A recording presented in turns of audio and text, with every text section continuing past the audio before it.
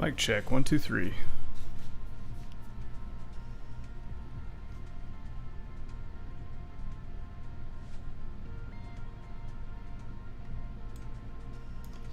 Mic sounds a little loud to me.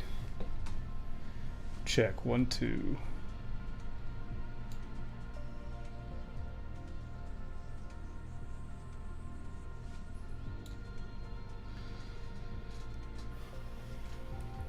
Checking some more at a -3 on the mic.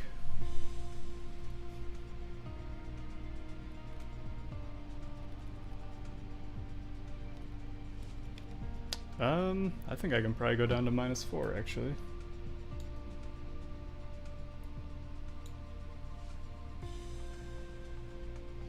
Checking at -4. 1, 2, 3, 4.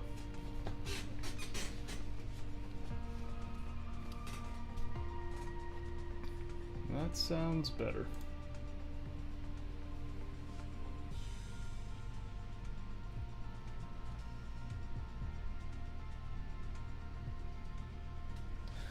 I have an unstable bit rate. I wonder why that is.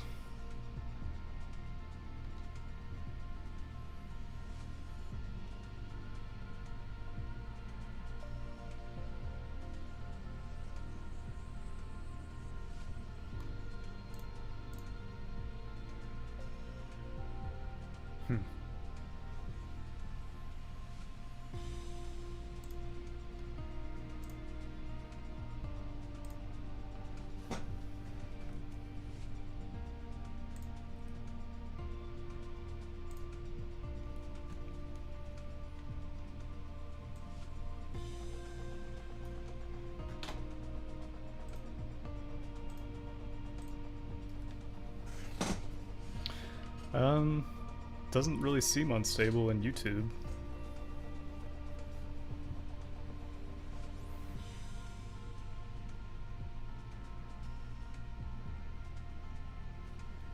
Yeah, I think I'm okay.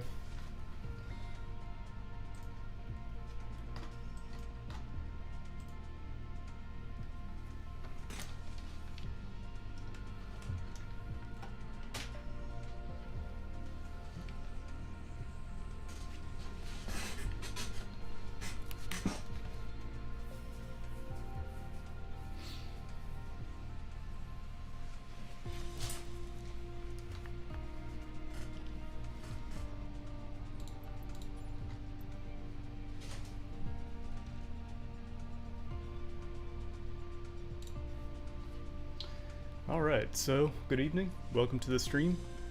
Tonight I'm going to be playing some Microsoft Flight Simulator 2020, and I'm going to be doing something kind of different that I haven't really done before. I've done streams where I've flown, and I've done streams where I've voted, and tonight I'm just going to do the two of them together, just to try to do something interesting. There's a lot of people out there who are, just doing flight sim every time, pretty much the same thing over and over again, and I figured I would add a little more interest to my flight by voting on stream. So I think what I'm going to do first is just go ahead and get into it. The flight is not short. It's going to be from Denver to Salt Lake City using an A320, and I think it's like 90 minutes. I'll probably increase the sim rate to 2 times just to get there a little bit faster, just because it's late already. I'm exhausted, and I would like to go to sleep before 11, hopefully, maybe. We'll see what happens. And that's 11 Central, by the way.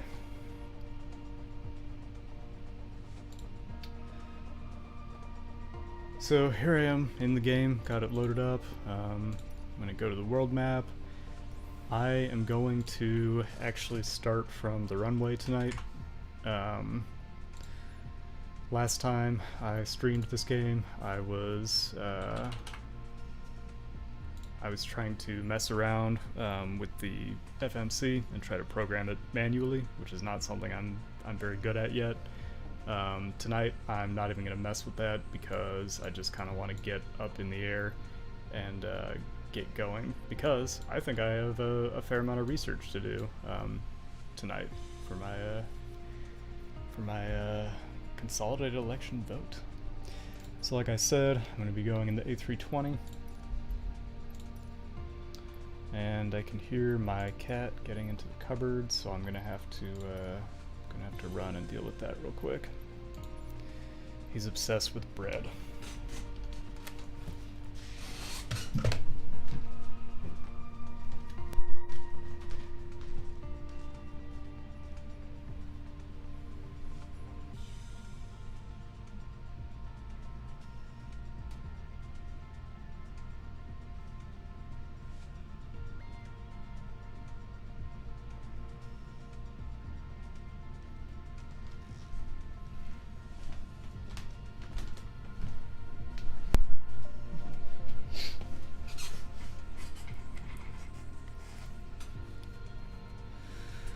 And he knows what he's doing because every time I walk in there, he runs away like, you know, he clearly feels guilt about it. Or he knows he's doing something wrong, I guess I should say. I'm actually going to do one random thing. I'm going to mirror my picture up there. How do you do that? Let's see, transform. Flip vertical. Nope, that's the wrong way. Flip horizontal. And flip vertical. There. I just think it's weird, or it just looks better to me when I'm like facing toward the center of my screen. So, okay, so what I'm doing, I'm starting out on the runway. It's not a cold and dark start by any means. It's going to be totally ready to go. Again, just so I can get up in the air, and then when I actually get there, I may taxi to gate, but we'll see. I'm not going to do a direct departure, I don't think. I'll see what the 16 right Zimmer looks like. It looks kind of weird to me. If I really wanted to do this, I would go actually file a flight plan. But I don't really want to take the time to do that either.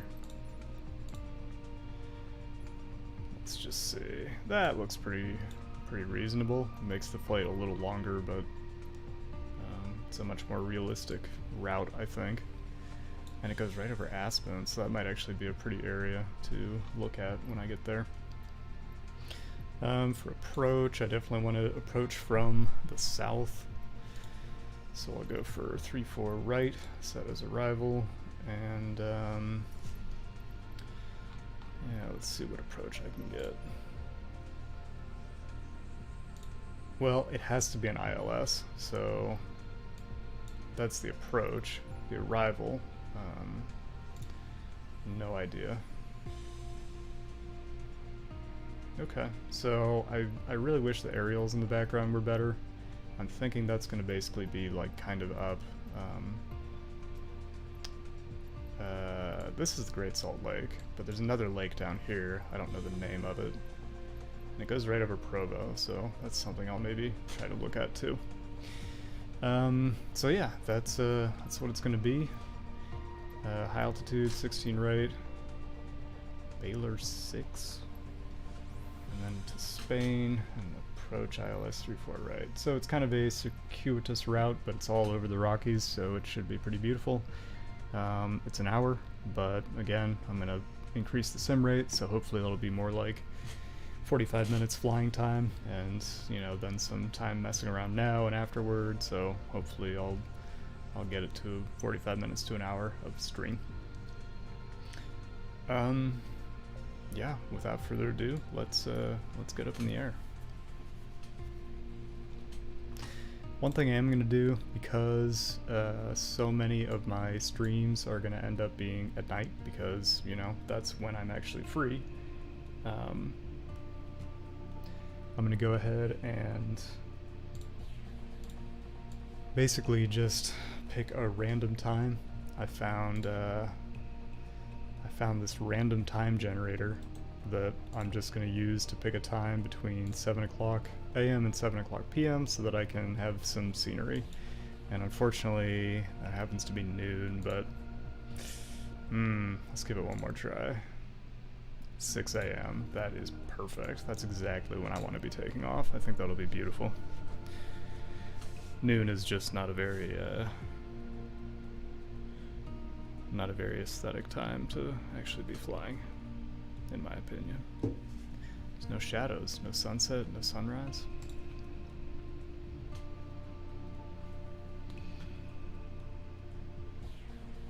And it looks like my bitrate has stabilized, which is good.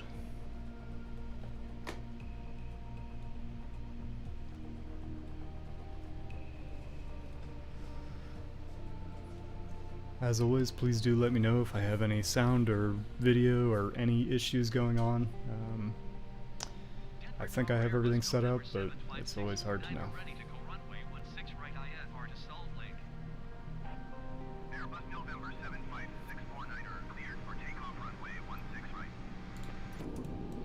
So there is my takeoff clearance.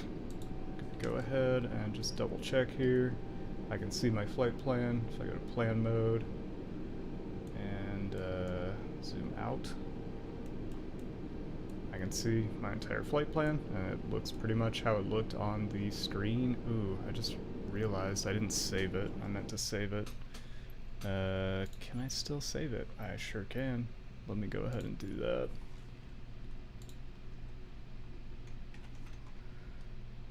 Just go here, save it up. Perfect. Okay, and before I take off, I will go ahead and set the time to 6 a.m. Kind of my rule to myself is that I'm never going to actually mess with the weather, because the weather is live, and that offers itself to a high degree of randomization. It just so happens to be a very clear night. As you can see, the moon is up in the sky. But you know, keeping the weather randomized means that I'll be doing ILS stuff once in a while, which will be fun. So I'm gonna go ahead and just set a couple things up real quick. I'm sure the plane is set up fine. In general, I'll probably just dial in 15,000 feet, just because that's probably close to what they'll be heading me toward. Go ahead and put my PFD back on something that's actually useful, and I think I'll put it down to 10 so that I can see very clearly where I'm turning. Maybe 20. Constraints on so I can see what altitudes I'm supposed to be at. Flight director is on, which is perfect. I'll use that once I get in the air. I think I can go ahead and arm the... Nope, I can't do that yet. So in a Boeing aircraft, you would be able to switch the auto throttle on before you actually take off, but I can't do that in the Airbus. That's fine. Everything else is fine. My parking brake is on. I am aware of that. I'm not going to look at my flight computer at all because I don't really need to. I'm going to have the AI do all the comms for this flight. I'm going to disarm the speed brakes. Not really sure why they were armed. That's kind of weird. Flaps are at position 1, which is perfect for takeoff. I didn't look at my weight and balance at all. I assumed that they set me up with enough fuel to actually make this flight. And up above, I'll take a look at my lights. I have not checked the weather or anything like that. I probably should, but I think I'll just assume that I'm not going to need any anti-ice. Famous last words, I guess. Beacon is on, wing light is on, nav and logo are on. Nose, let's see. It is set to take off, landing lights are on, which is all good. And now the seatbelt sights are on, and the no smoking light is on, which I'm not sure why it was off in the first place, but that's fine. So I think that's it. I have my takeoff clearance, and I'm going to go ahead and take off. My parking brake is on, so I'm going to go ahead and spool up to 50% throttle, give the engines a second to stabilize, take the parking brake off, and go to toga throttle. Because I didn't mess with the weight and balance, I'm probably at like a 50% passenger or cargo load, which means it's going to be a very quick takeoff roll.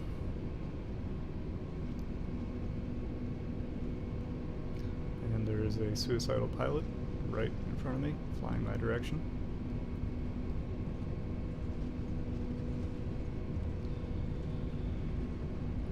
This is actually longer than I thought it would be.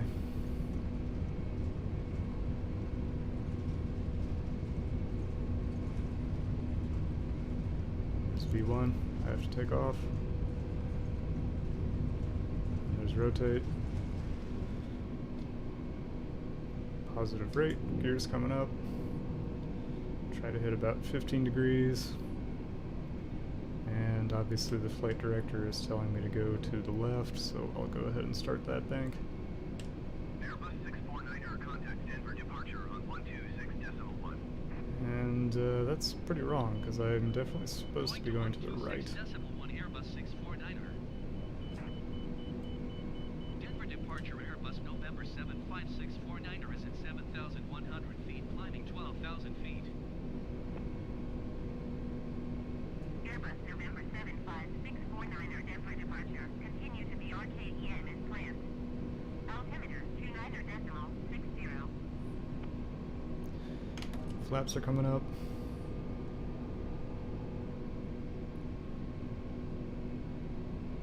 And I'm just going to kind of fly at an angle until I intercept my flight path there.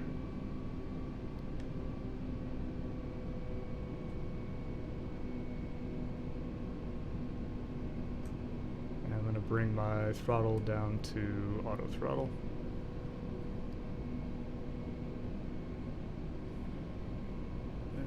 Coming into my flight path, so I'm going to engage the autopilot. And whoa, that's what I hate. It always does that. I wonder if the real plane actually jerks it away from you like that. So, engage shouting mode. Altimeter was 2960.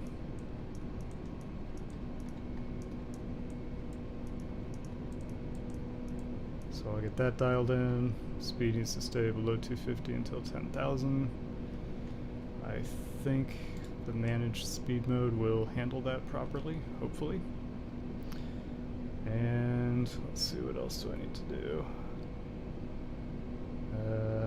Managed altitude mode, that's fine. I think I got a continuous planned. Let's see what my altitude is. About 8,000, so I'm above my planned altitude.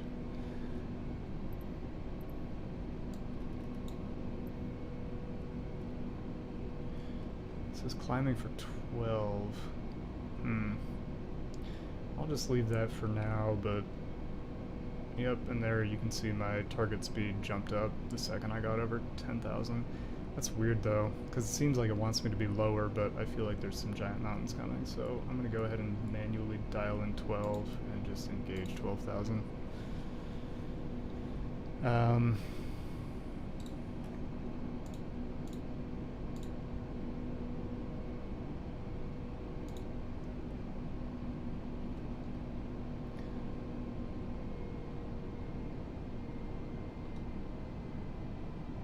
Okay, so go ahead and clean a couple things up while I'm here. Go back to my lights. Okay, so there's a 200. Engage the selected altitude. Let me just glance at my throttle. It is locked into the climb position, which is good. My flaps are up, my gear is up, and what I was going to do is clean up my lights, so I'll turn off and retract my landing lights. Beacon stays on, wing light can come off, strobe, I'm pretty sure that stays on as long as you're flying. I have to check that one. Nose gear can obviously come off. Nav and logo, I think that's up to your company procedures, but I think I'll just leave it on for now.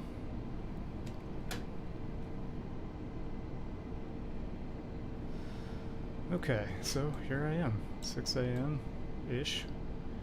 I have a beautiful sunrise coming up behind me. The moon is still up in the sky. Some mountains looming in front of me. Go ahead and turn on the terrain display, see if we can see any of that. 125.95 Airbus 649er. there's a big mountain right in front of me. Center Airbus November 75649er is at 14,200 feet, climbing flight level 200. Airbus November 75649er Denver Center, continue to Tolo as planned. Altimeter 29.63. So they keep reading out altimeter, but my understanding is that as soon as you're above flight level 120, you just switch it to standard, and that's it for your entire cruise phase. So that's my understanding. I know they're still giving me altimeters, but I think I'm just gonna go with what I know.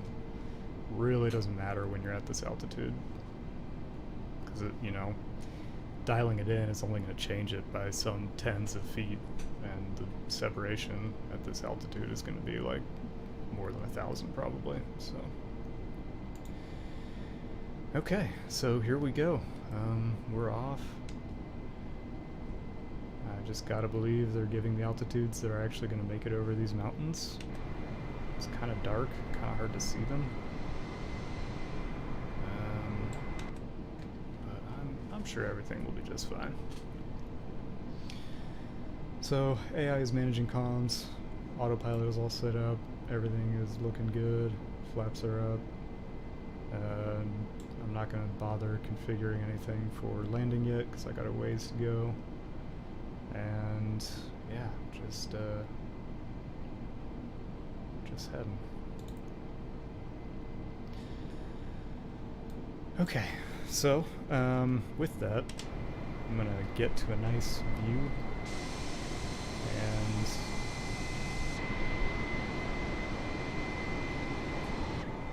I wonder if I could find one that looks, actually that was not bad. Yeah, it's not great. There, that's pretty cool. Yeah, that's gonna be the one. So you can watch the sunrise that way.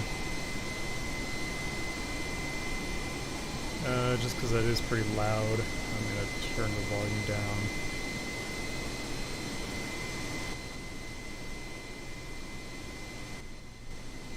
Try 10 for now. And because we got nothing going on, I'm going to turn on the music.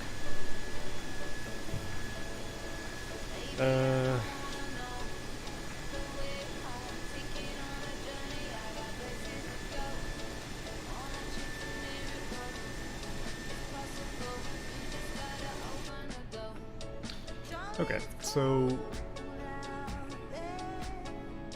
hopefully that mix sounds okay. Let me check that real quick.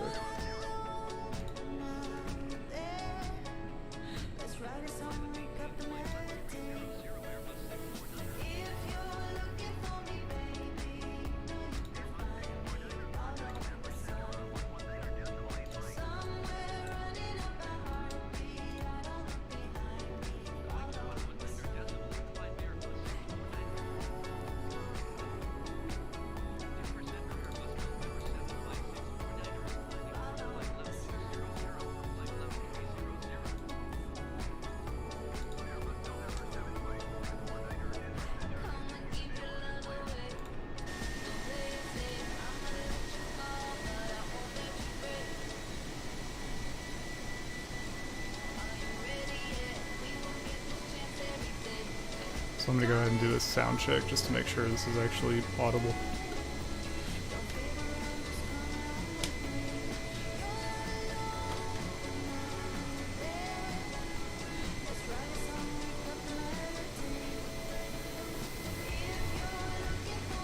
Actually sounds like a pretty good mix.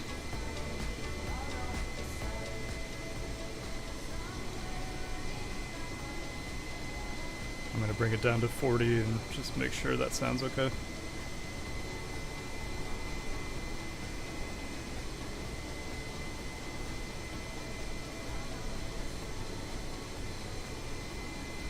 Yeah, that's about perfect.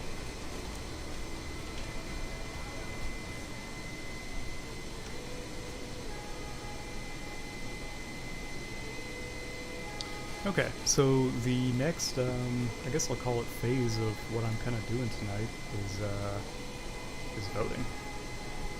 And I'm gonna pop out this VFR map just so I can keep track of where I am without actually looking at the in the cockpit. So yeah, tonight I am voting, and to do that, I'm actually going to go ahead and, well, for now I guess I'll just leave things like that. Not sure it really matters how well you can see any of this, but basically what I have here is my official ballot for the Consolidated election of April 6th, 2021. That's tomorrow. This is a mail-in ballot, and that means that I have to have this postmarked by tomorrow to make sure that it counts.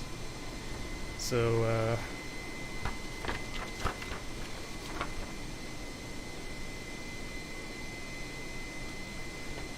there it is. That's a ballot. Okay, so just looking through this. Oh, just a quick intro. This is like the third election that I will have done on stream. I have not done it while playing Flight Sim before, but I think I said earlier, I just thought it would be an interesting thing to add. You know, I'm going to be flying, and the worst thing about flying is that there's a ton of time between the two exciting parts, the takeoff and landing, when you're literally just sitting there watching the sky go by. And so, rather than just sit around and ramble for that time, I figured I would do this and just try to make it interesting. My other goal here, and this is always a goal of mine, is just to kind of promote, like, political activism, because, you know, last I checked, I think, you know, the United States voter turnout rate in a presidential election, that's a big election, right?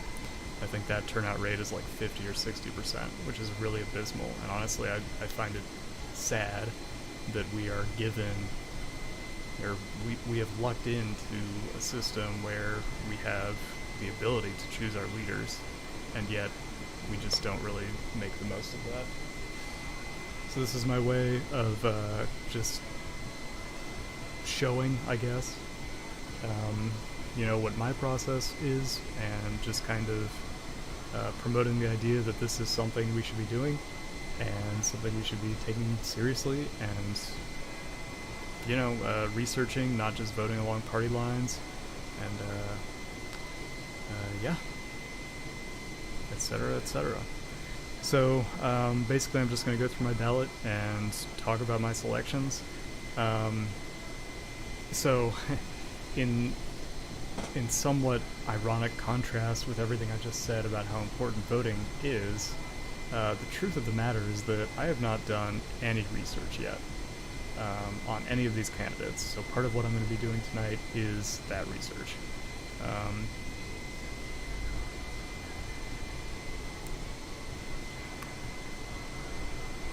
So I guess you could say that I have failed to completely live up to my, you know, my role as a citizen, but at the same time, I feel like most people do much less research, and I feel like, you know, in a very real way, like, I don't have that much time to actually devote to researching all these candidates. If I spend an hour tonight, I think that is honestly pretty good. And I think it's more than many people, and I think part of, you know, what I'm trying to do here is kind of say, like, you don't have to be an expert to just do some online just research and, you know, try to figure out who you're going for. If the candidates have done their job by getting themselves out there into, you know, the public eye enough, it shouldn't be that hard to figure out who you actually align with. So, just to run through it, on this ballot, there is, at the city level, there's a city council member being elected. There are 2 candidates there. There is a township supervisor, 2 candidates there. There's a township assessor. There's only 1 candidate.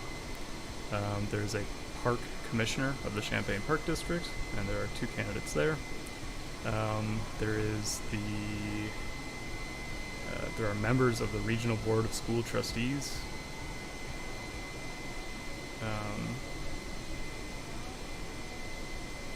Okay, interesting.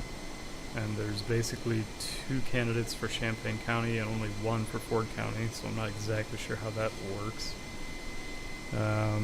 There is members of the Board of Education of the Champaign Unit 4 School District, and there are trustees for the Parkland Community College, and trustees, another section of trustees. Oh, I see. There's one section that's to serve an unexpired 2-year term, and another one that's to serve a full 6-year term. And then finally there is, ooh, this is great, because I've talked about this one before. There's a referendum for Champaign County. And I do apologize, I'm going to be randomly looking at the screen when I'm getting radio transmissions. Like I said, the pilot, or the co-pilot, should be handling all of that, but I just want to make sure that nothing's getting missed.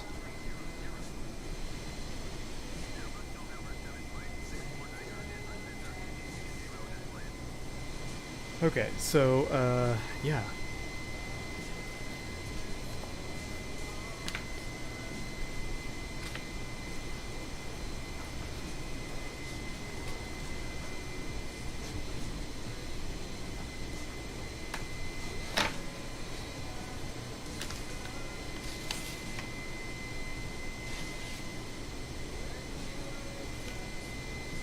So another thing I have here is just kind of an intro, so I just want to make sure I'm getting everything right. Basically it just says there's no drop boxes like there were for the presidential election. Mailing it back is free, or you can drop it off at the clerk's office. And it's a thing of beauty right there. You cannot return your ballot to any polling station, so that makes sense. This is just the standard boilerplate waivers. You know, you can't have, you have to fill out your own ballot, and if you have somebody else fill it out, you have to complete a form and all sorts of other stuff. So, yeah, easy enough.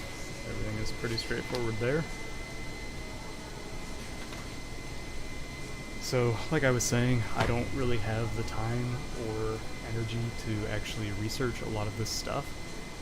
So what I'm actually going to depend on quite largely are all of these mailings, which I've gotten in the mail over the last couple of months. Let me just count. 1, 2, 3, 4, 5, 6, 7. And they're all like fairly large things. So obviously these people are trying pretty hard to get elected.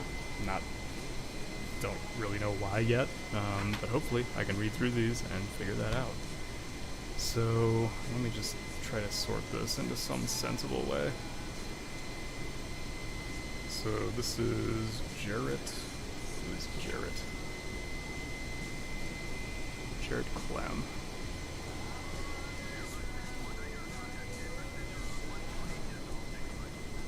Okay, so Jarrett Clem is going for the Parkland trustees 6-year term. Andy is a candidate for the township supervisor. Fulmer is city council member. There's another Andy Kornstrom, another Fulmer.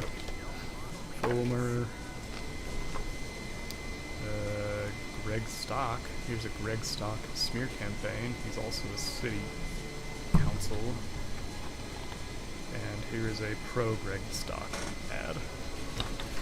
So of these, like 1, 2, 3, 4, 5, 6, 7 different races, I only have ads for 3 of those races.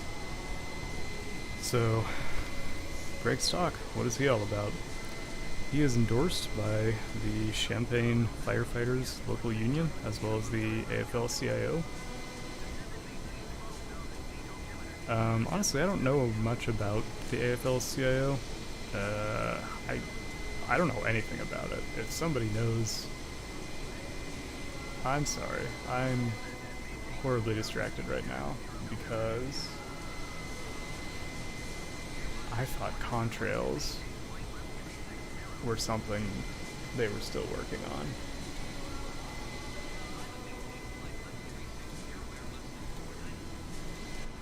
But I am definitely seeing a contrail behind my plane.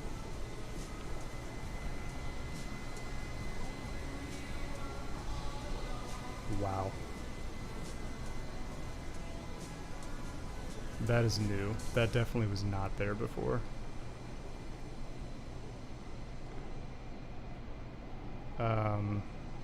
I'm gonna have to look at that again when the sun comes up a little more. I'm not sure if that's supposed to be exhaust or the vapor trail, actually.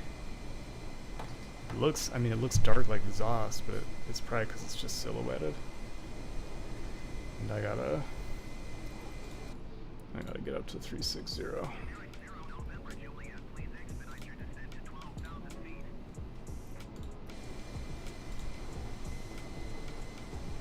That is just so cool. Okay. Greg Stock. So yeah, city council candidate. On the back we have, he is a collaborative leader on council who has worked for. So does that mean he's currently on the city council? Okay, so he's worked for the West Washington Street drainage improvements and other infrastructure projects that support our older neighborhoods. That's actually like a 3-minute walk from my house, part of the West Washington Street drainage improvements. Those are all very important projects, and they're in my field, and it's actually a pretty big deal because what they basically do is they oversize storm sewer and create storm basins to detain that water, which prevents flooding. But the key thing they do is that future development in those areas can either detain their water on site, or they can just outlet it to the storm sewer and pay for detention volume in these regional basins. And because you have a big basin that's built all at once, it actually ends up being like way cheaper and more cost effective to just buy volume in these detention basins. So that stuff really greases the gears of development, and it's important. He has worked for a fiscally sound budget, especially during COVID. He has worked for, it's weird like grammar. It says who has worked. I feel like it should be who has contributed to or something like that. Innovative ideas for business during COVID, including curbside pickup zones, expanding outdoor seating in picnic areas, and grants to cover COVID-related expenses. And funding to the City of Champaign Township for rental and mortgage assistance grants during the COVID-19 pandemic. It's kind of weird that they would call it COVID 3 times, and then on the 4th time they would call it COVID-19. Critical initiatives to ensure public safety and support our first responders. Well, that all sounds great, Greg. On the other hand, we have a smear campaign here, and let's see what this says. Champaign City Council member Greg Stock opposes social justice issues. See, he's a bad guy apparently. He opposed Black Lives Matter street mural. He supported ordinance allowing discrimination in housing against past records, and he opposed awarding restitution in police misconduct lawsuit involving false conviction. So this to me really just seems like cherry picking, and it just seems like a gross oversimplification of these issues. I know there was talk about getting a Black Lives Matter street mural here in Champaign, which honestly I think they were really cool in the places they did them. I have no problem with it at all. I agree with the message, and I think it's a nice piece of art that communities have kind of rallied around. I don't exactly know why that mural was voted down by the city council, but I'm not about to make the conclusion that Greg Stock is some kind of like BLM hater because he did that. There could have been expense-related reasons, practical reasons. Definitely painting a mural on the street is going to be against the Mute CD codes for pavement striping. So maybe it was just that he didn't want it to be an issue of traffic safety.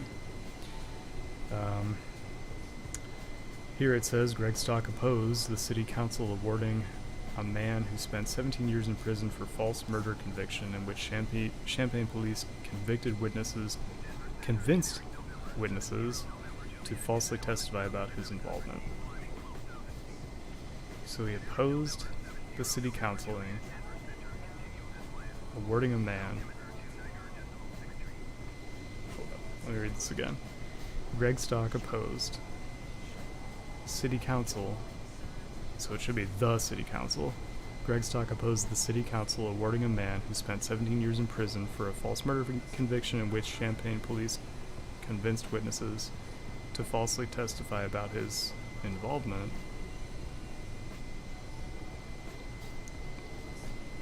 There's like an entire piece of the sentence missing. I don't...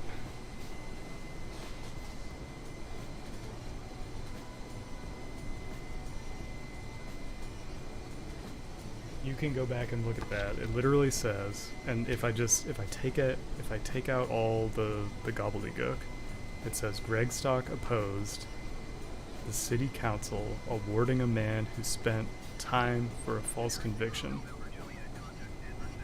It doesn't say what the city council was trying to award him. So it's completely missing a piece of the sentence. Oh, here we go. Down in super tiny print, it says there's a headline from the local news. Champaign awards $3.5 million to wrongfully convicted man. What? So I think what it's getting at is that Greg Stock opposed awarding $3.5 million to a wrongfully convicted person. Again, extreme gross simplification. Without knowing what that case was specifically about or why this money was awarded, I have no idea. You can't make conclusions based on that. But, and here it has a quote, "These are fine officers. I think they did a fine job." Okay, so just saying, clearly the police officers have nothing to do with the conviction, right? And here it says the police convinced witnesses to falsely testify about his involvement. I have no idea. I'm so skeptical of that. I'm gonna have to look it up. So here we go. We're gonna keep flying, but we're gonna do some investigative journalism.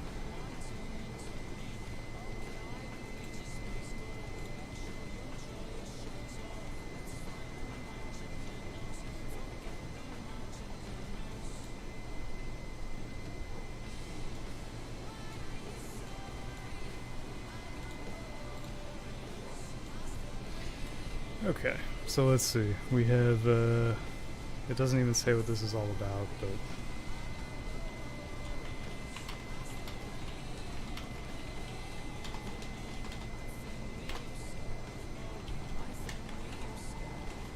let's just try that for now. 1.5 million...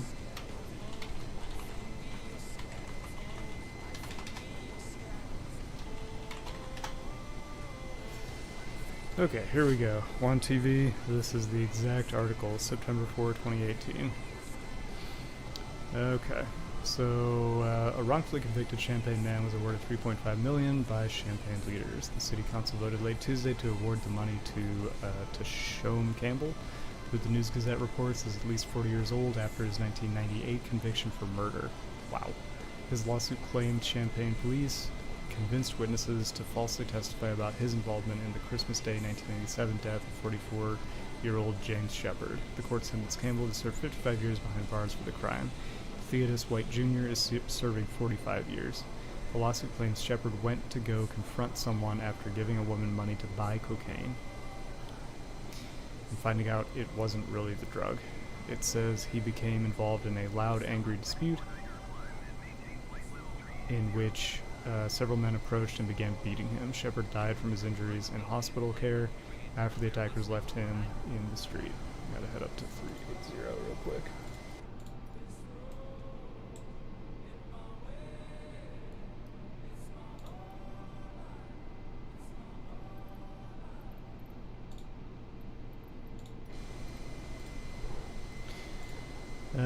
The suit says Campbell could not be linked to the crime through any physical evidence. It claims these people gave fabricated testimony linking Campbell to the beating after police told them they wouldn't be prosecuted. Then went on to accuse Pete and Holt of being the real killers. The newspaper says blah blah blah. I don't think I need to read all of this.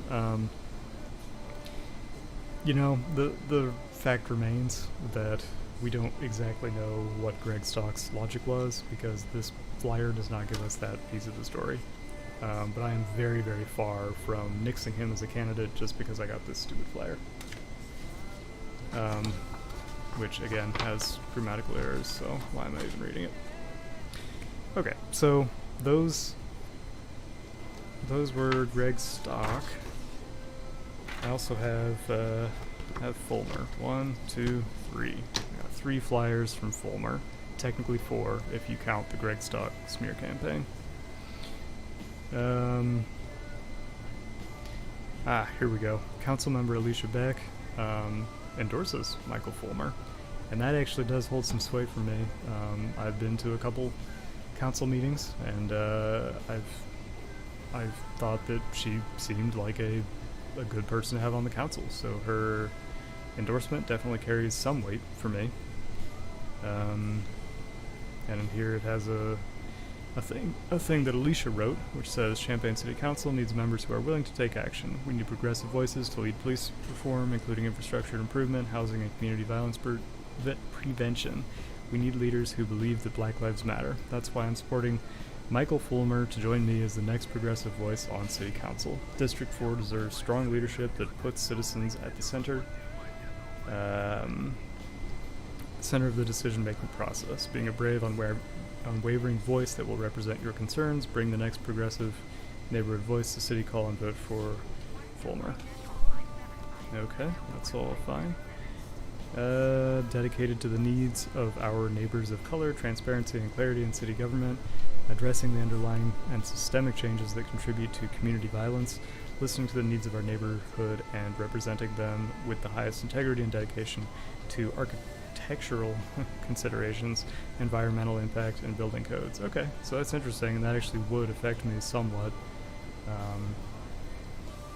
Honestly, you know, a lot of people grumble at city codes, especially architectural ones, you know, getting in the way of like development or whatever, but ultimately these codes are what give people like me a job. So I'm all for it. The more codes, the better. So yeah, that didn't really give me that much of an idea. Obviously, Fulmer is supposed to be like the progressive candidate, and that's fine. I probably lean progressive socially, but without really seeing any specific policy, you know, things. I can't really say if he's a good candidate or not. One fact is that, you know, being on the city council, you kind of never know what's going to come up. It's not as though people get elected to city council on a specific agenda item. Like, you're not going to be like, build the wall for city council or something like that. You're going to be like, I want to be your voice. I have these sensibilities, and, you know, elect me, and you'll have somebody on city council who shares your views, basically. That is a beautiful sunrise. I'm gonna just scoot around a little bit. I cannot believe, I really had no idea they had added these contrails, and I am really, really impressed by that right now. That is just gorgeous. They actually go a really long way, too. And by the way, this is on medium graphics. AMD RX 580, so this is a pretty terrible GPU setup. it's not terrible. I shouldn't call it terrible. I'm just bitter because I really want a 2080 Ti, or a 2090, or a 3090. But, you know, Bitcoin ruined that for everyone. Okay, getting back to Fulmer here. Dear neighbor, my name is Michael Fulmer, and I am asking you for your vote on April 6th. On election day, you'll have a choice for a progressive voice in city council. Your vote will bring a new neighborhood-focused voice to Champaign City Hall. I've been living, working, and raising my family in Champaign for over a decade. I have a background in economics and labor education, and I am currently a university employee. My campaign highlights include dedication to the needs of our neighbors of color, transparency and clarity in city government, addressing the underlying systemic... I just read this on the other one, so I'm not going to read that again. Yeah, that all sounds good. I love transparency in government. I think it's incredibly important. And I actually do like his background in economics. I think that's always an important kind of perspective to bring to any table. You gotta make sure that the budget is balanced. I'm actually gonna be right back.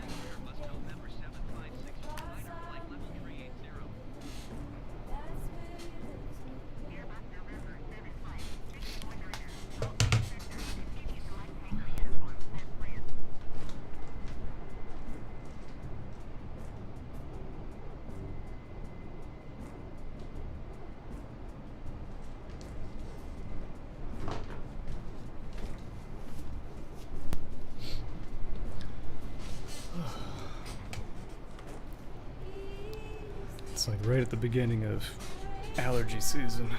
It's starting to get to me. And yes, I bought some Allegra, but I didn't take it yet today. I think I will tomorrow. So here we have Michael Fulmer, and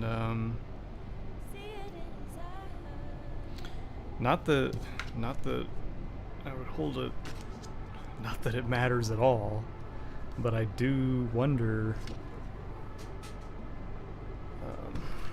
Hold up.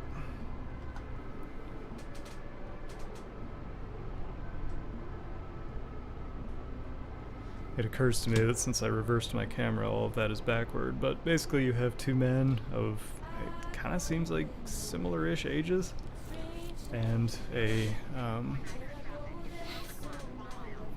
little girl, and I wonder if they are actually a couple. So yeah, I'll flip here, and here we just have the same laundry list of things. So this really does not even give me that much to go on. He's progressive, and Greg Stock is experienced. That's basically what we're getting at. One of the key things here, I think, is that Greg Stock is an incumbent, and that actually goes quite a long way with me. And I wonder if I shouldn't just go ahead and cast that vote, because I really like the city of Champaign. I'm impressed with them. It seems to be a very good, well-functioning city, and why change something that seems to be working? One thing I will do, just because I'm here, I'll go ahead and look at their websites.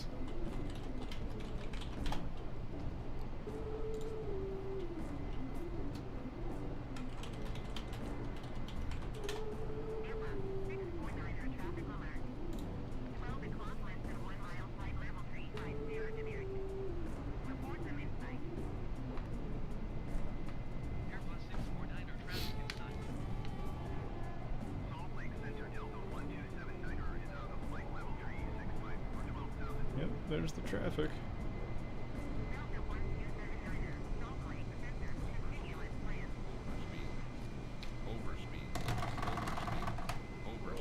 That's not good. I'm not overspeed. What are you talking about?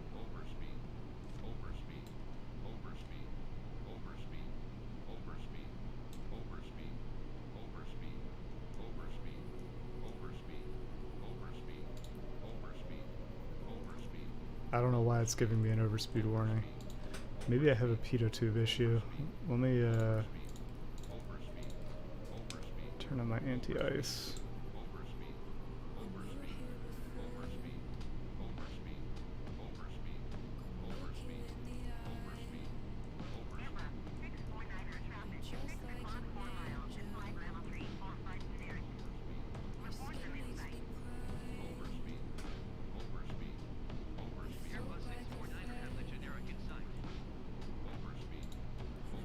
I'm gonna lower my speed a little. I don't know why I'm getting that warning. It doesn't look like I'm over speed when I look at my speed here.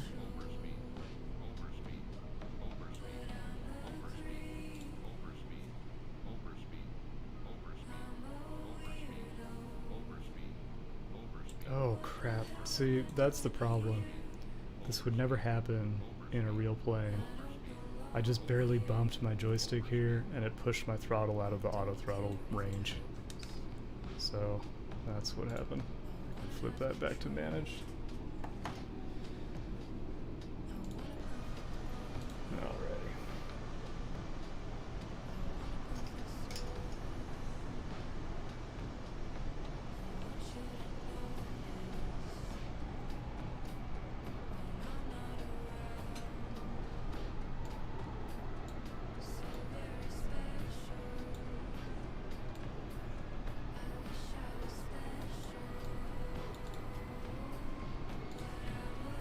Well, I'm actually making really good time here. I might have to hurry along my research.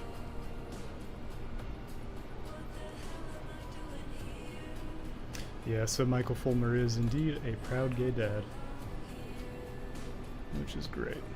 Here we go. Here's the city council page, and Greg Stock is a realtor, really? Seems a little conflict of interest to me.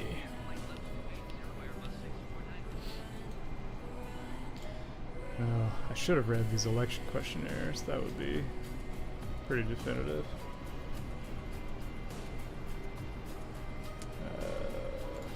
Send to 280.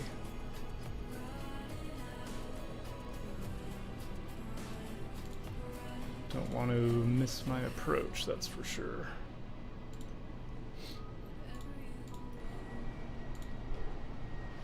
Yeah, I'm gonna have to land before I finish this actually. But here's Fulmer's website. Son of two teachers. Got a degree, U of I.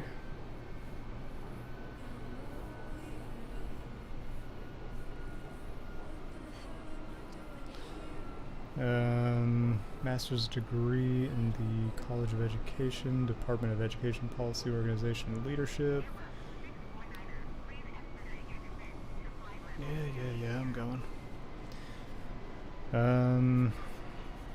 Yeah, not a ton of detail. I'm gonna go to on the issues here, because this is usually, I find issues to be the most interesting thing.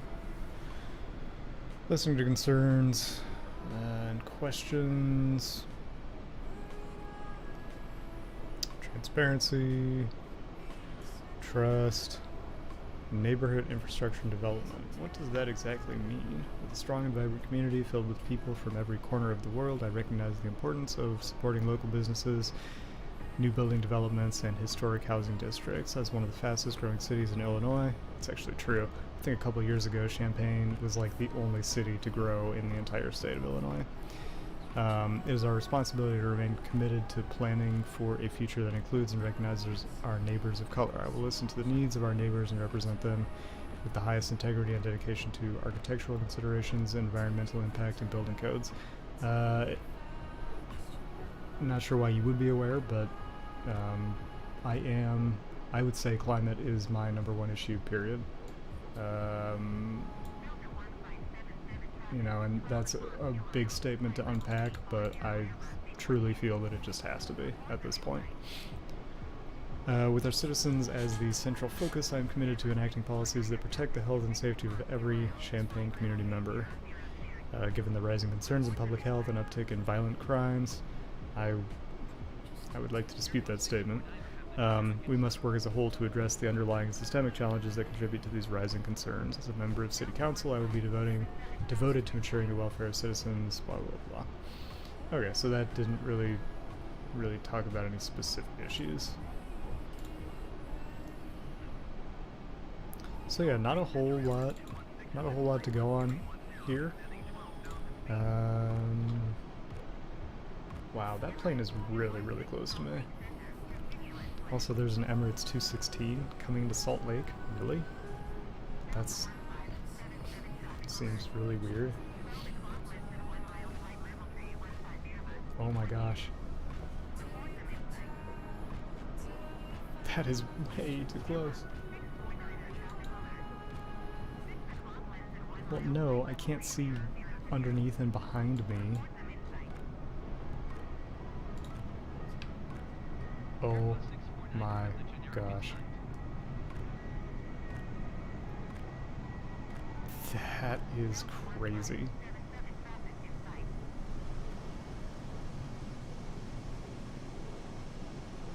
That is so incredibly dangerous. Obviously this controller, like, came to work smashed or something. Wow, that was crazy. What's kind of cool about that is that we're on the exact same airway.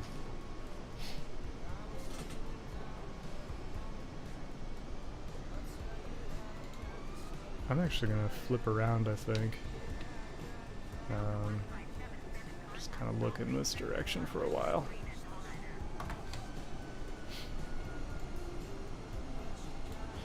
Okay, so what I really want to do now is go to Greg Stock's questionnaire.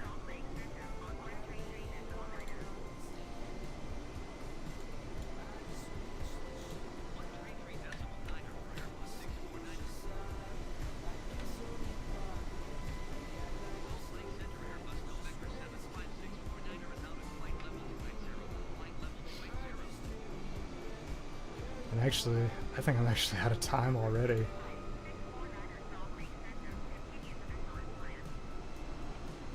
Because I think...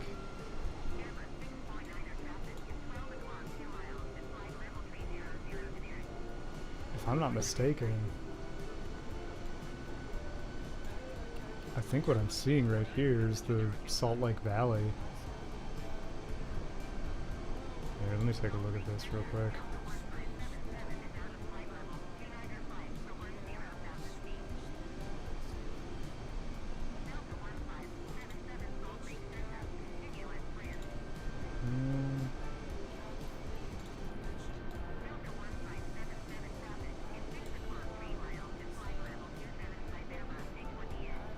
Yeah, I think,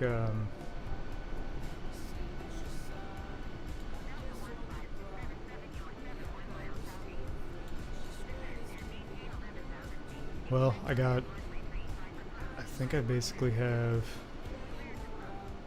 there's this, and then I think this lake over here. The Salt Lake Valley is just over this red ridge right here. And the airport's going to be right here where Salt Lake City is, so I'm pretty much out of time. I think I'll go ahead and actually just fly the plane in, land, and then keep rolling.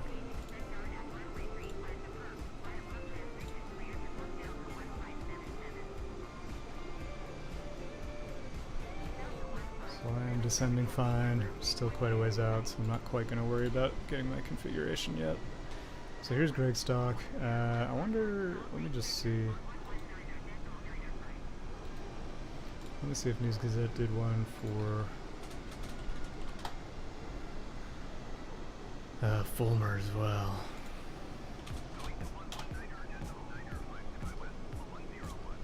Yep. So I could try to read through these quickly. If elected, what single issue would you make priority number one? Our biggest priority right now is getting back to normal and developing a new normal, both as a city and a society. As we move closer to that, we are going to have to determine how to best provide city services and how to help our local businesses and citizens in need recover. I see. Council members will have to work together in conjunction with city staff to decide how best to use our resources and determine our immediate needs and goals. This past year has shown us that we have a lot of challenges to meet and overcome, and working together will be critical moving forward. Well, of course. What are 3 adjectives to describe the kind of representative voters should get with you? Experienced, collaborative, responsive. Great. What is the greatest problem facing the city that you could help impact as a council member? The issue of community violence is certainly on the forefront of all our minds. I support trying whatever we can to address how to address the causes and to stop it, both in the short term and long term. While not uncommon in many communities, it's not acceptable to have the uptick in gun incidents that we have had recently in our community. It really depends on what time scale you look at, whether that's even a real phenomenon.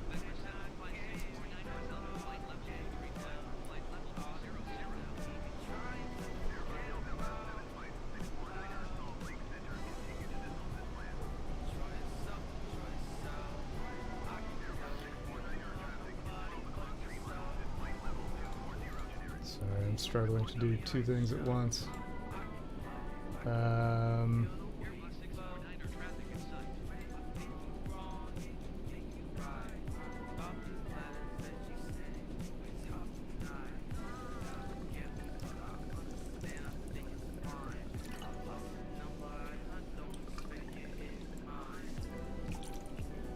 going to go ahead and follow my flight plan and get down to 18,000 by Thistle.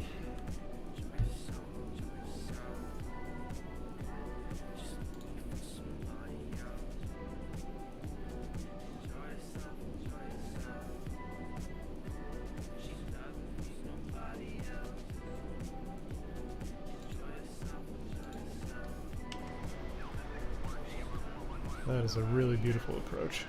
So basically you have this ridge of mountains, and there's another ridge back here, and this Salt Lake City is basically in between those 2 ridges. There's a lake down here, I don't remember the name of that, and the Great Salt Lake is way up toward the northwest.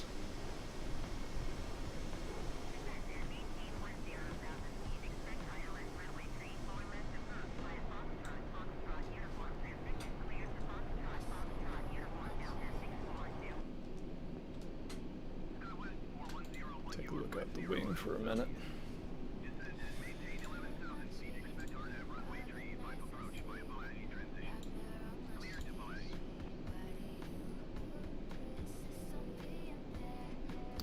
So, continuing with Greg Stock in the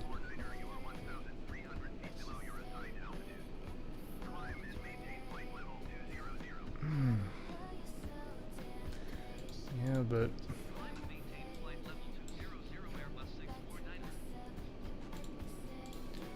I thought he said continue as planned, and my plan is to be down at 17.5.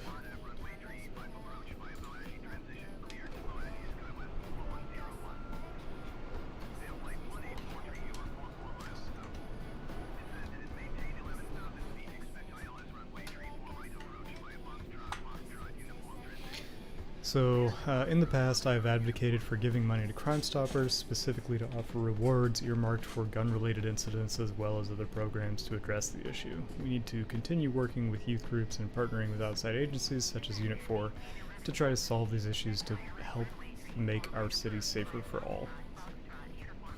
What is the greatest opportunity facing the city that you could help impact as a council member? Neighborhood wellness and stability is an issue that we have the opportunity to tackle with proper funds and staffing to do so. It's a pretty broad category that encompasses a lot of issues such as adequate housing, zoning, and organization of neighborhood groups. I would put drainage projects such as Garden Hills, as well as addressing lighting and sidewalk needs, into that category as well. One of the issues that we need to be aware of is stability of existing neighborhoods, particularly in our city's core. These older neighborhoods, in many cases, badly need infrastructure improvements and efforts to enhance safety and promote preservation. What prompted you to run for this position at this time? I've been fortunate to serve on the City Council for the past 5 years. During that time,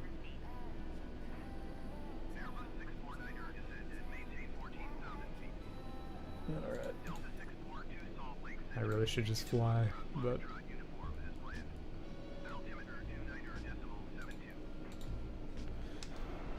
once I get to my decel, or to the final approach, I'm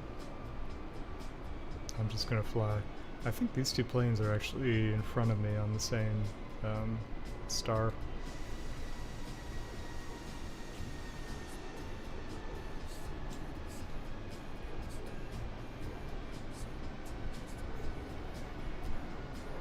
So we're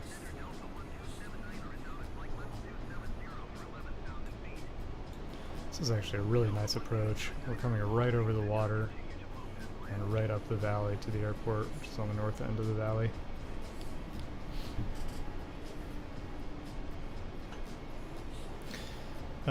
I've been fortunate to serve on the city council for the past 5 years. Again, there's that incumbent point, and I have no problems with the way the city has been managed over the last 5 years, and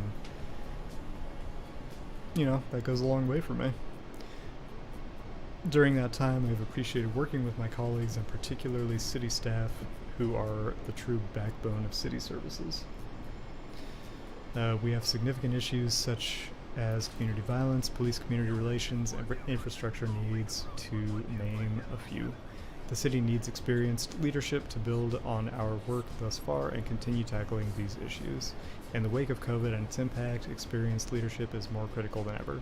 From a personal perspective, I appreciate that this is a non-partisan position and that my independent voice can truly focus on the work without getting bogged down in partisan posturing, and we can focus on better serving the citizens of Champaign. So that's something that I've always really loved about the city council of the city of Champaign. It's somewhat unique, is that they have a very strong, like, non-partisan stance, because they very much recognize,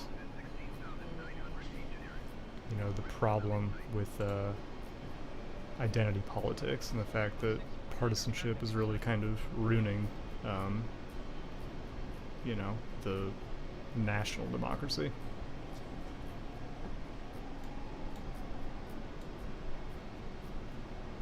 Just taking a glance at my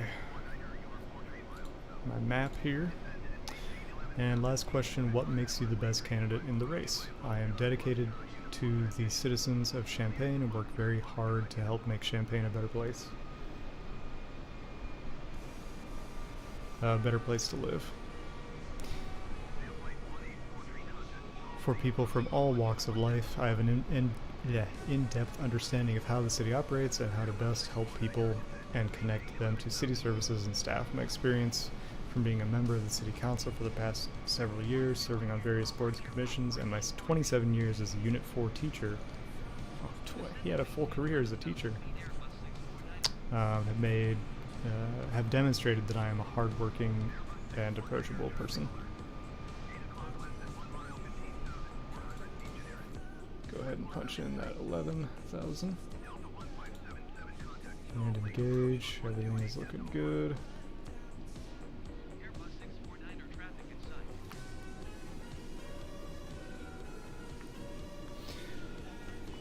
Okay. I'm committed to helping make our community better by collaborating with others to better understand the needs of our community and how to best improve the quality of life for our residents. Sounds like a great guy to me. Definitely points in his favor that, you know, he is the incumbent and he does have that experience. He seems older than this guy too. Not that age is everything. It's definitely not a given that you get smarter as you get older, but at the same time, you know, experience is everything a lot of the time, and I think especially with this kind of, I guess, I kind of want to call it like administrative type role. You know, I think experience is very important.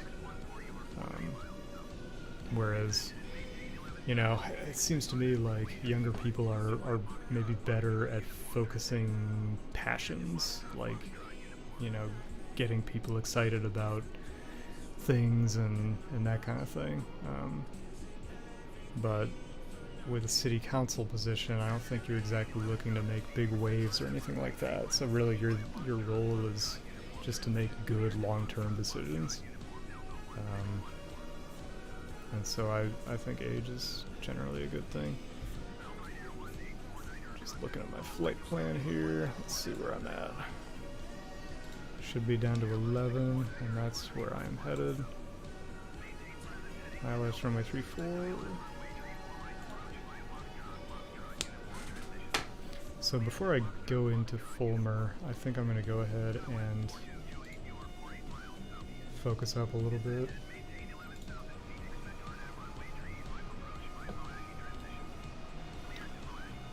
And land this plane. Ooh, there's a huge mine underneath me.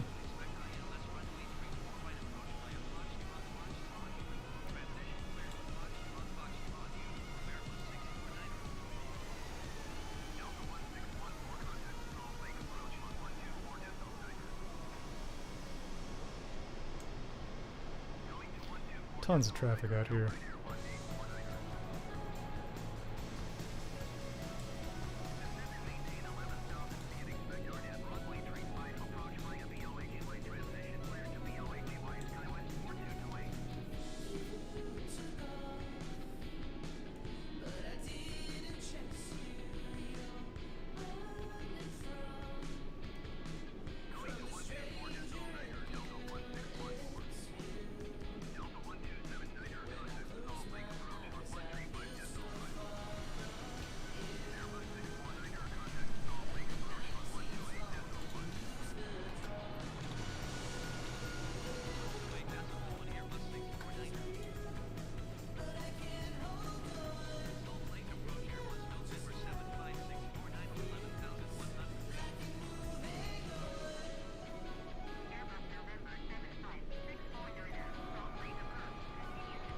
Look at that string of planes in front of me. So I am below 12,000 now, so I actually do need to start using my altimeter. So I'll go ahead and set that up, and I was 29.72.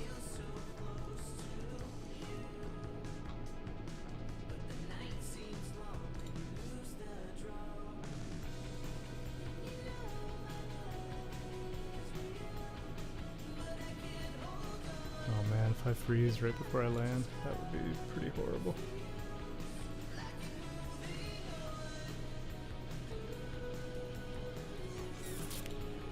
No. No! Usually if it hangs for more than a few seconds, it's done. Oh, there we go. Awesome. This game is not perfect. They're working on it. They've been working on it for a year. So, I'm trying to tell. It's kind of hard to tell where the, yeah, I don't know.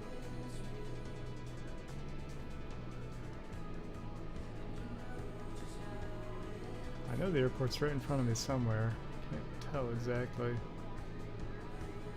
I'm coming up way too fast on that plane though. I'm definitely gonna hit it.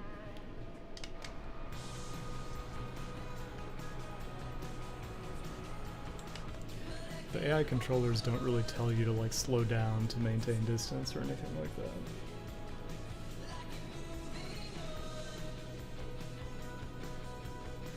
So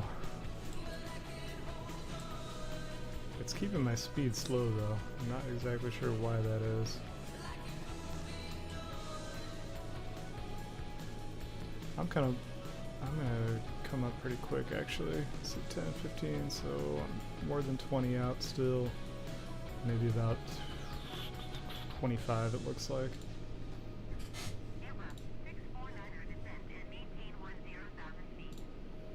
Come down to 10.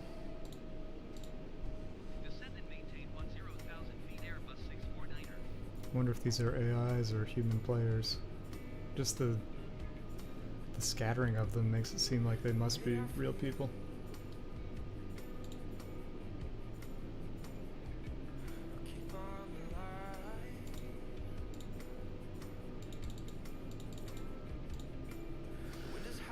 Okay, so as I come in here, I'm about 20 miles, so I'm going to do a few things here. First thing I'm going to do is check my RadNav frequency. Let's see where I'm going. HILS 109.5. Got a 9,000 call out. Go ahead and punch that in.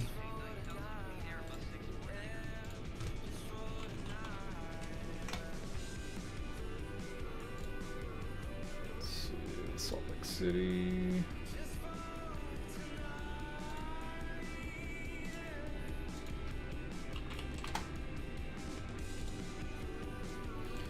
I was on 3-4 right, so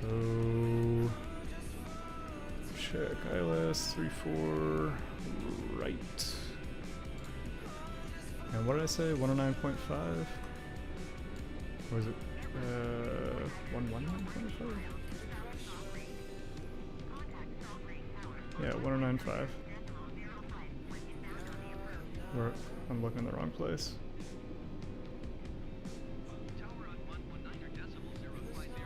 Whoa, I grabbed the totally wrong one.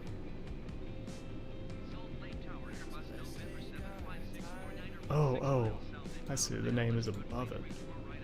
So there I am, 109.5, so that's checked.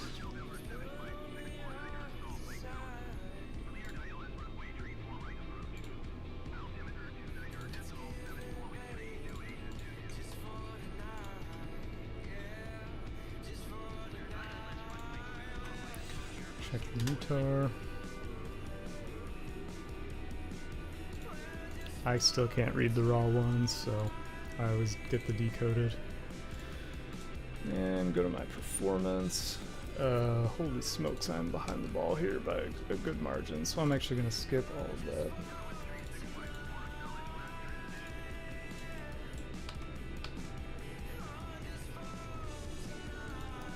Yeah, that snuck up on me pretty quick. I need to start this process at probably 40. I'm basically throwing everything right now, and it's gonna say I'm overspeed, but I really don't want to miss my runway. I'm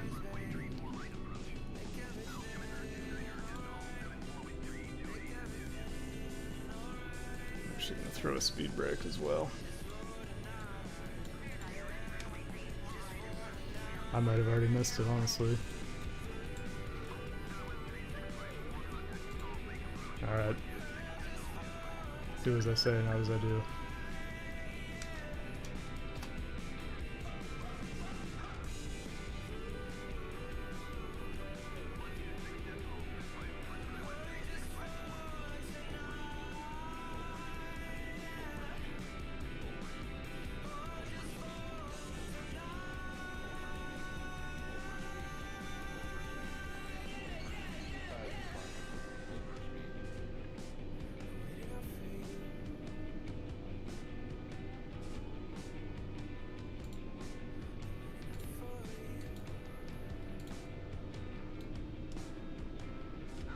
Oof. So obviously that was horrible, but like I said, I just don't really want to miss my approach. So I took emergency action right there. And yeah, I basically hit right on top of another plane. It's not my fault though, that's the controller, and there's not much you can actually do about it. So let's see, I got flaps 3, I got my gear down, I have my localizer on, but I'm not on glide slope for some reason though, because my approach button declicked.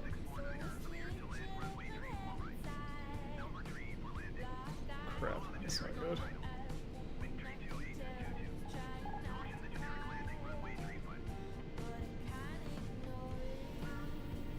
It's not so bad, just so terrible.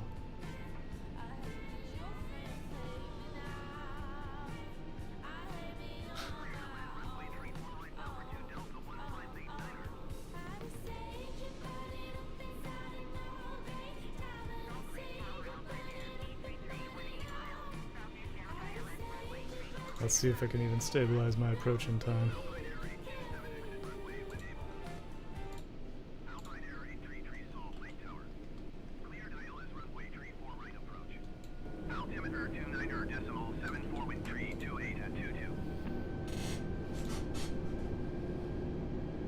Salt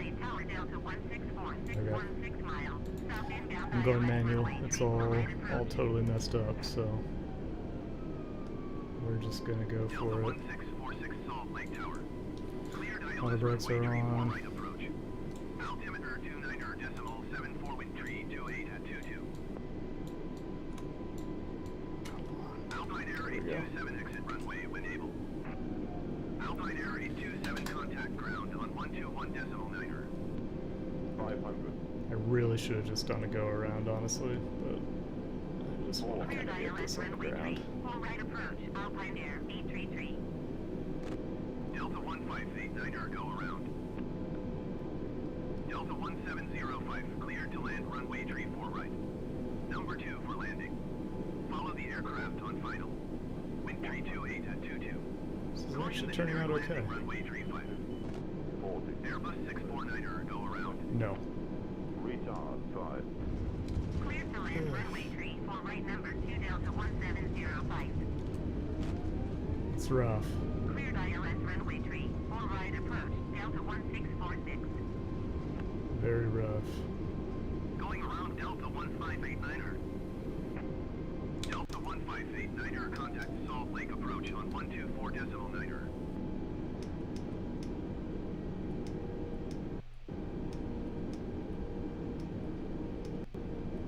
Also, the graphics have like totally bombed for some reason. Going to 124.9er Delta 1589er.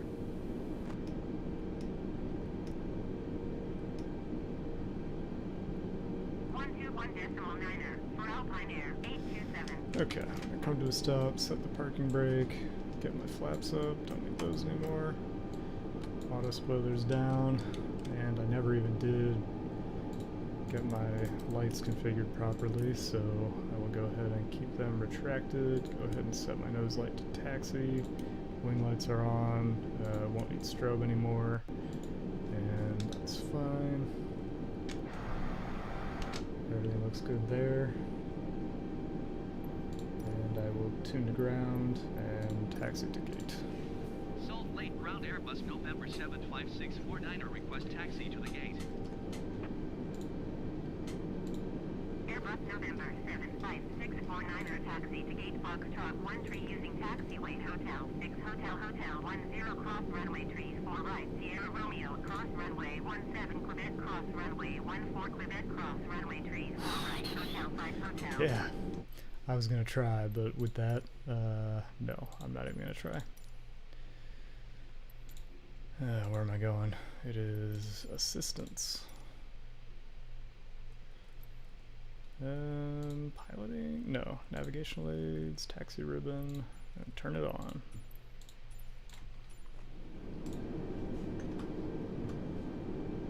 Taxiing to gate Foxtrot 13 using taxiway Hotel 6 Hotel 10 cross Parking brake runway off. 34 right Here we Sierra taxi. Romeo cross runway 17 Quebec cross runway 14 Quebec cross runway 34 right Hotel 5 Hotel Airbus 649er. Sounds like I must be like a million miles from the gate. That's fine. So yeah, that was a really butchered approach. I feel kind of bad about that one. I was way behind the ball. I was gonna try to enter my performance to get a proper glide slope, and somehow, ironically, I ended up getting so far behind. My glide slope was just a dive bomb, basically.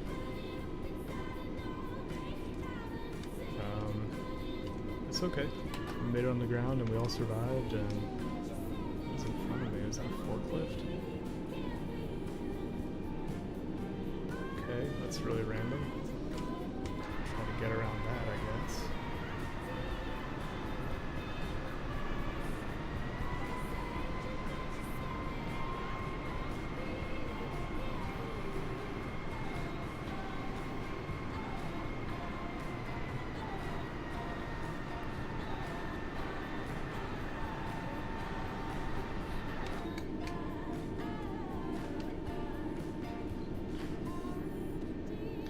And I've also learned that even an hour-long flight is not really long enough to get through my whole ballot, or even the first candidates. So I think probably at this point, just because I have to postmark that ballot tomorrow, I'll probably okay.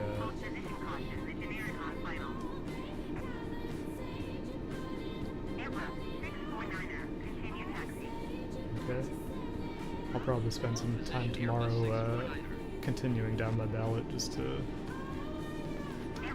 get all that on screen. Position Airbus 649er.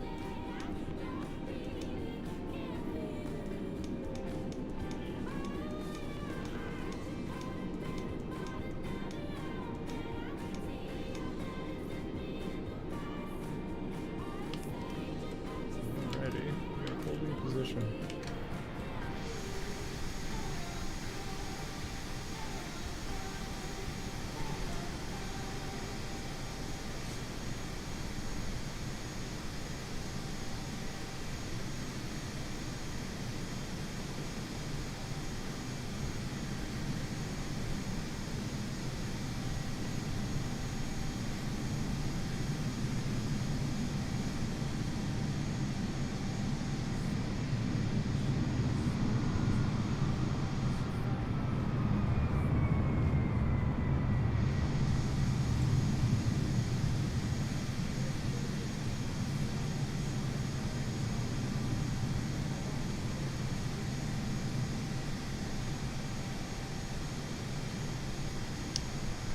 I don't think they stopped on the runway.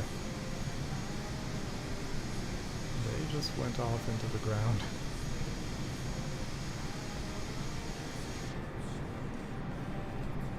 Okay, am I clear to cross now?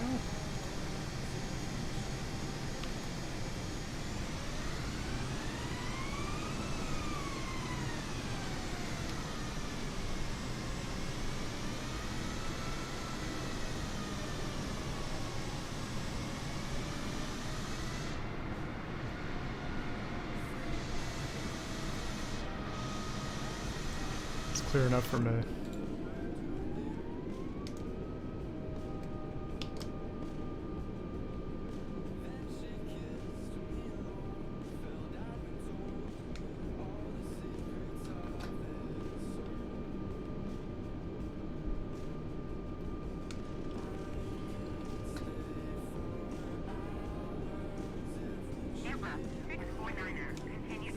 Oh, thank you. Thank you for that clearance. Roger, Airbus 649er. I actually feel like it's sending me in the wrong direction. I hope it didn't do some dumb, like, loop all the way around the wrong side of the airport or something. Oh my gosh, it totally did. I didn't even notice that waypoint until just now. That is just terrible. Yeah, they got a ways to go with this game.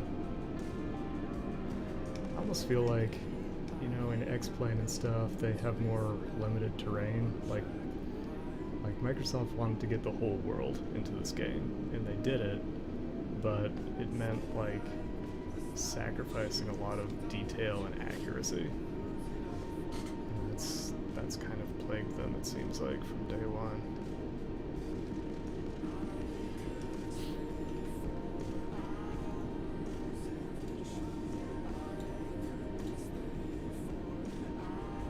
Well, as I make this incredibly long march, let's see if I can actually...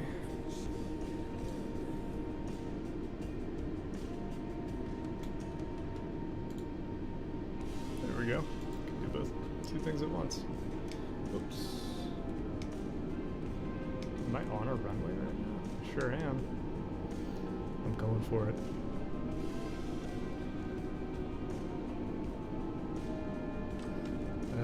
I wanted to read his News Gazette questionnaire.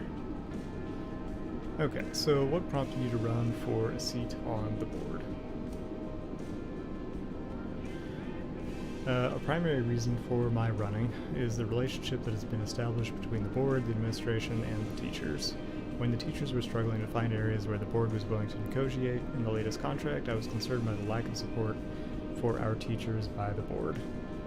In addition, there have been a number of unfair labor practices filed, which should never happen in a district of this caliber. It is critical to maintain the working relationships and open communications between the governing body of the schools and the members within the schools. The other top reason for my running is the disparate treatment of our students of color. Our schools of choice model. One second, I gotta make a turn. Our schools of choice model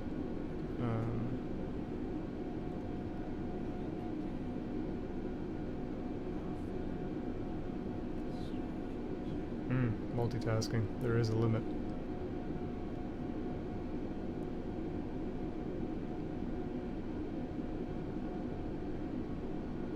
Is creating a further stratified system in which all students do not receive equitable education. It is critical to study other similar models and understand how we can better serve every student in our district. What makes you most qualified to serve on the board? I care deeply about our teachers, our support staff, our students, parents, community, and administrators. Our schools are unique and incredible places to provide opportunities for every member of our community to have a better future, and I recognize the value of building relationships in these spaces. I am deeply committed to listening to parents regarding their concerns about the needs of their children, as well as understanding the support necessary to build a warm, welcoming environment for the classrooms, to the faculty, to the lounges. I know the importance of listening and making people feel heard while providing solutions in the most challenging situations. I'm confident. 649er, hold position caution, the generic on the runway. Yep, holding short. Hold position Airbus 649er. I'm confident that with the help of community leaders, teachers, parents, students, district staff, and administrators, we can make Unit 4 a great place for every child to learn and grow. 649er, continue taxi. Roger Airbus 649er. Airbus 649er, hold position caution, the generic on the runway. No, I'm going. You said I could go. Hold position Airbus 649er.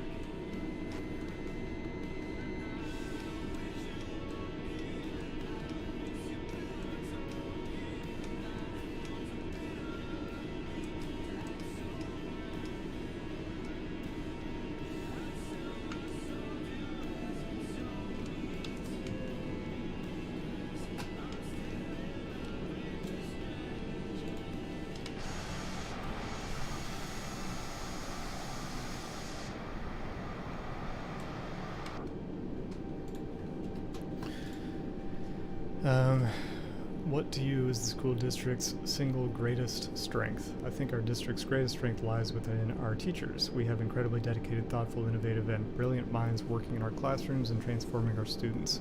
We should take great pride in these assets and do a better job of communicating these successes within our community.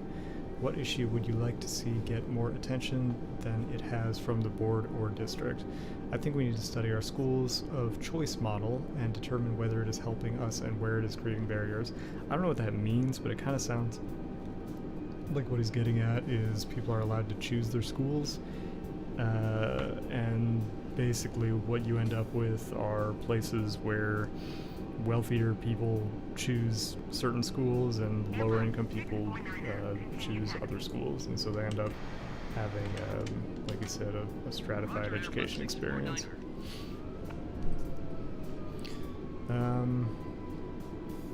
How big a concern is the size of classrooms, particularly at lower levels in Unit 4?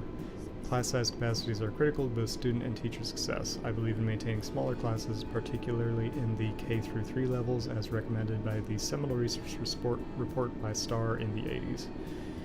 This report concludes that students in smaller classes experience greater success than those in larger classes. This is particularly important to addressing the racial achievement gap, where marginalized student groups experience the largest increase in success rates. How do you feel about armed, uniformed police officers in schools? I do not believe that having armed officers in schools will provide the kind of protection sought by the public. The addition of firearms in schools has not proven to add... Oh, here's my gate right here. So let me go ahead and just finish this flight, and then I'll continue with that. Yeah, that's a pretty fraught question by the News Gazette.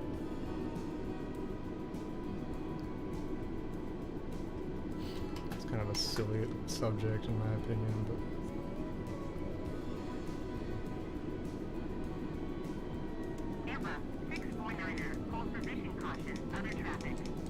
talking about. Airbus 649er, continue taxi. That car is gonna run straight into me. Airbus 649er, hold position caution, other traffic. That was a close call. Airbus 649er, continue taxi. Roger, Airbus 649er.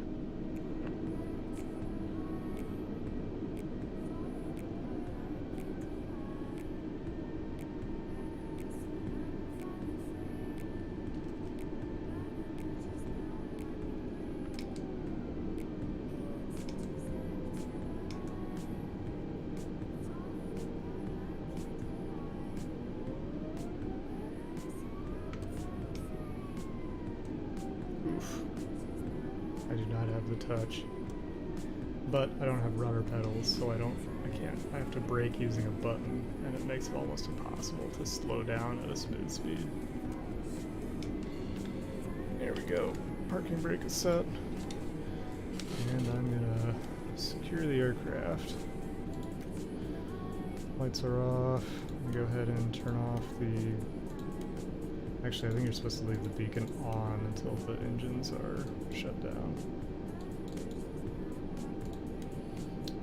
External power is available, so I can do that, and then I can actually kill the engines.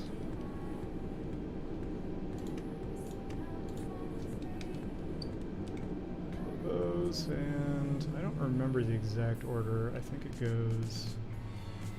it's fuel pumps first. And then generators maybe, and then batteries. That's what I think it is. So that's all good. Still have some lights on here. Since the engines are shutting off, I'll turn off my beacon.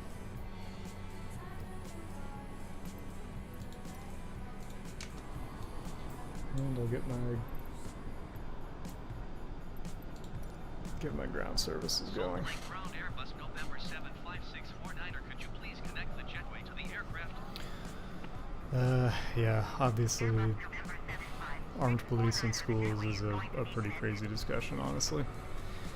Don't even need to read the answer to that. What are your ideas for how to keep district spending in check? I think we need to have more transparent and easy to understand outlet for community members to hold our district accountable for expenditures.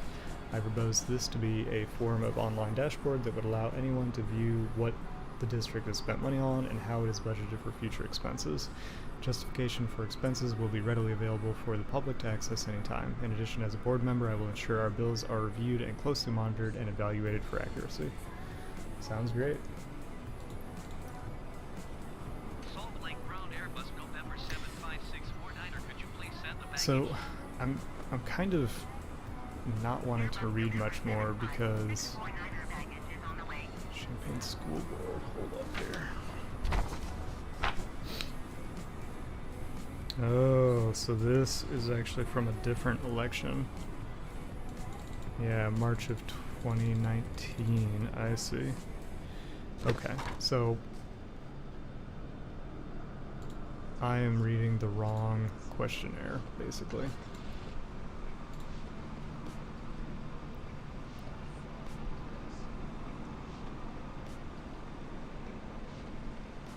So this is the one that I should be reading.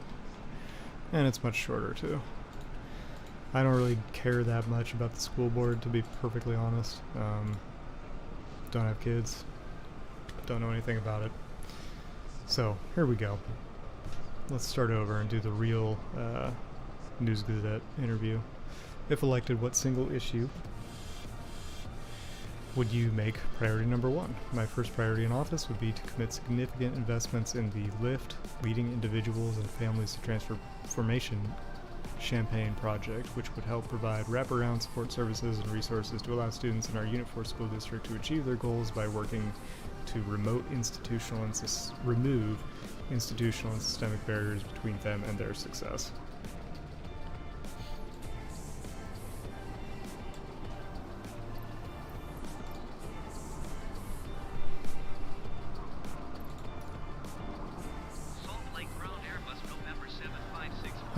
The Crisis Intervention Program is something that has the potential to provide critical resources to our community right now.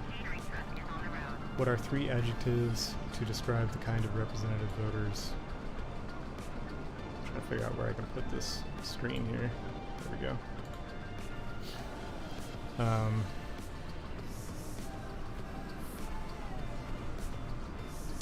Ambitious, approachable, and thoughtful. Alright. What is the greatest problem facing the city that you could help impact as a council member? I believe that the greatest problem we have is a lack of trust between our community and our government entities. That's true everywhere, actually. That's a good answer. I know that as a council member I will be committed to listening to my neighbors and the people whose voices must be listened to. Our most vulnerable populations must have a voice they can rely on to not only act on their behalf, but provide them with opportunities to engage with the city we all know and love. I believe it is my responsibility as a council member to listen with compassion, patience, and an open mind when our citizens have concerns. I take that responsibility very seriously, and I expect my constituents to know they can rely on me to hear them, see them, and respond when they are in need. What is the greatest opportunity facing the city that could help impact as a council member? One of the greatest parts about our city is that we have historic neighborhoods that stretch across the entirety of District 4. These neighborhoods provide opportunities for families of all backgrounds to enjoy beautiful parks, access to restaurants, the library, and public transit. Yeah, I love living here. It is a beautiful place to live. On Sunday, my partner and I went on a 3-mile walk just from our house downtown, got a coffee, came back. It was amazing. It was beautiful, and you're walking through old neighborhoods that are just incredibly full of character, and it's great.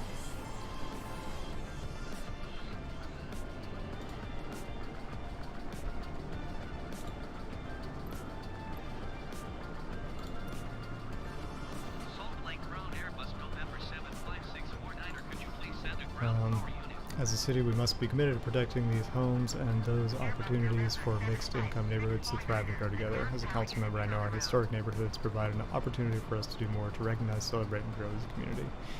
What prompted you to run for this position at this time? I love living in the city, and I've always sought opportunities to give back that make a real impact. After talking with my neighbors and hearing how much they love this city but want to see changes, I realized that this was the best place to focus my attention and energy. I feel that I have the time and energy to give to our community at this time in my life, and I know that my neighbors are relying on me to be a voice for them in City Council. What makes you the best candidate for the race? I am someone who loves to listen and find solutions. In my current role as an academic advisor to future teachers, I know what it means to serve as a resource for people looking for help. As the treasurer for Uniting Pride, I know the work it takes to volunteer and commit personal time to our community. Although, also through that position, I've heard from so many people in our community looking for support and resources. During my time working closely with the labor community, I learned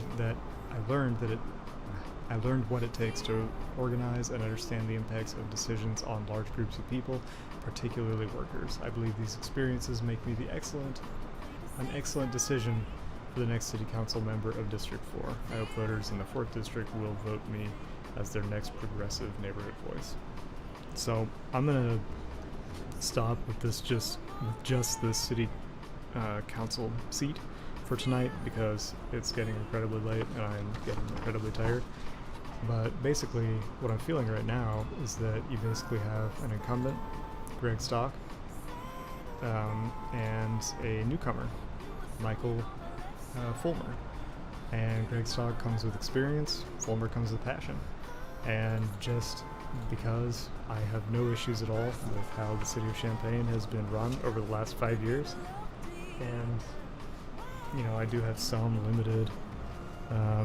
limited experience, not not with Greg Stock, but you know, I have seen him in city council meetings, and I am, you know, kind of aware of him. My vote is going to go to Greg Stock, and yeah, I think he's been doing great. I think the city's been doing great, and I am totally good with having the incumbent remain in that position. So that is going to be it for me tonight. I think that was a good flight, except for the terminal approach there. That was awful, and I'm pretty embarrassed by that. But you know, just incremental improvements every time I fly. I feel like I get a little bit better at actually doing this. So yeah, next time I'm sure will be even better than that.